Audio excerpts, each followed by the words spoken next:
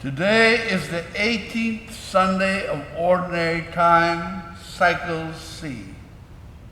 The first reading from the book of Ecclesiastes calls all human efforts vanity of vanities.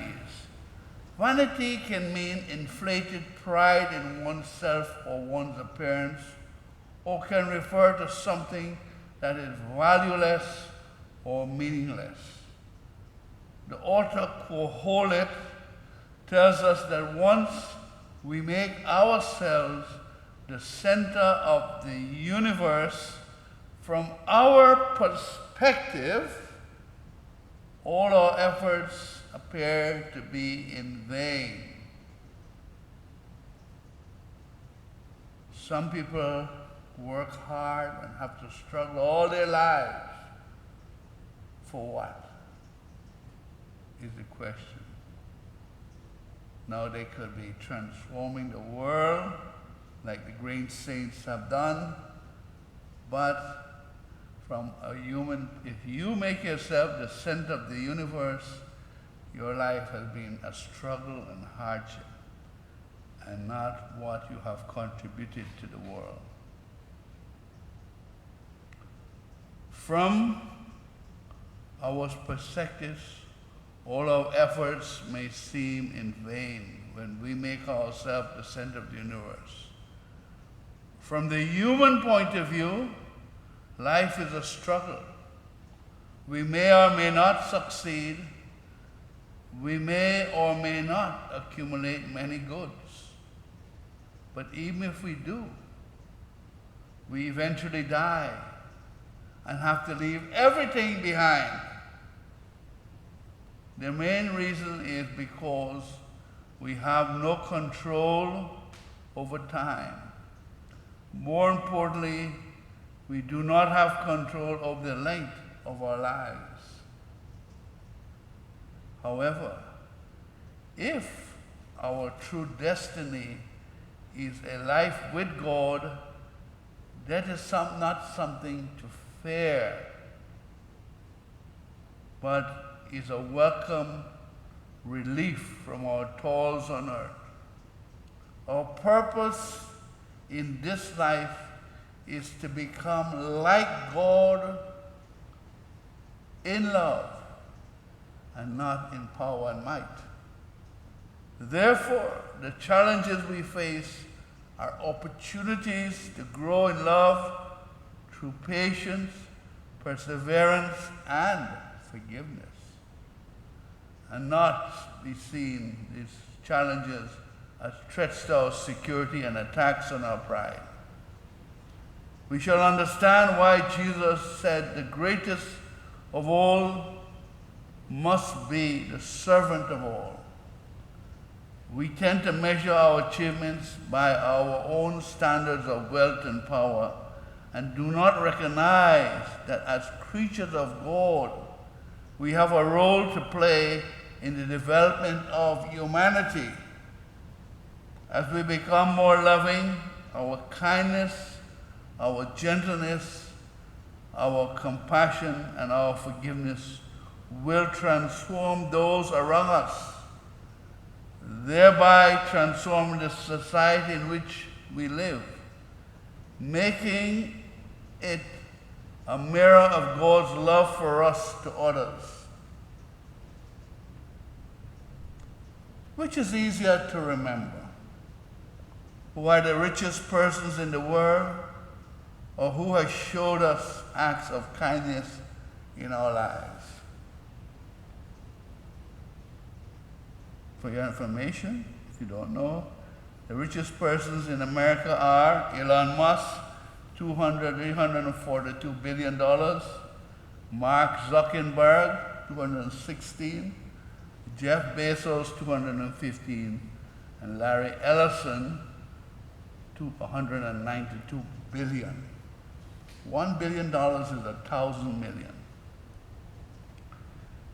You may know them, but later you may forget them, or the names of the richest will change. But you will always remember who were kind to you. Kindness lasts forever. Hans Christian Andersen wrote a short story called The Emperor's New Clothes. There was a very vain emperor who was approached by two con artists who told him that they would make him the finest outfit he have ever seen. It will be his pride and his joy. All other emperors and kings and queens will be envious of him. This gown will be made of diamonds and the most precious stones. He also said, this garment also has magical powers. Anyone who is unfit for his position in the court or stupid will not be able to see the magnificent royal clothes. As con artists, they pretended to dress the emperor. He realized that he could not see the garment. However, not wishing to be declared unfit or stupid, he complimented them on their beautiful work. Everyone heard of the magical power of the clothes. Those who were stupid or unfit for their work could not see it. When the naked emperor presented himself to his court, everyone shouted loud praises about his wonderful clothes. When he went into the streets, they all cheered wildly, all praising the garment which no one could see. Finally, a little boy who knew nothing about the supposedly magical garments of the clothes, which the con artist said would only be visible, would be invisible to the stupid, he shouted out, "Look, look, the emperor, he is naked as he was born." At that moment, everyone realized how their pride, not wishing to appear stupid, had made them act like fools.